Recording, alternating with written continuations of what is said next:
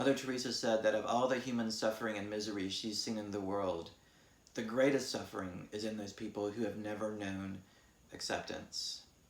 And that speaks volumes, doesn't it? It speaks to our great need that we have to be accepted, to be liked, to be approved of. It's part of the human condition. We all struggle with it. We all need it. We all crave it.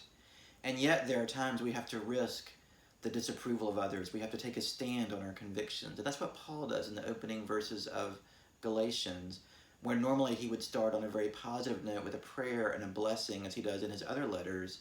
He starts right in on Galatians with a curse and a warning and a rebuke, because after he left the church in Galatia, they drifted and they began to follow other teachers who were not teaching the true way of Christ.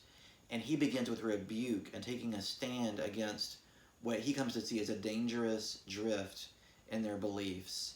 And he says in verse 10, "Am I now trying to win human approval or God's approval?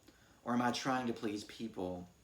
If I were still trying to please people, I would not be a servant of Christ." In other words, Paul is willing to risk their disapproval because he knows he's playing for an audience of one. He knows that God's approval is more important, that taking a stand on the truth is more important than risking the disapproval of his new friends in Galatia. So there are times we have to give up people-pleasing, and it's so common in us pastors and former pastors.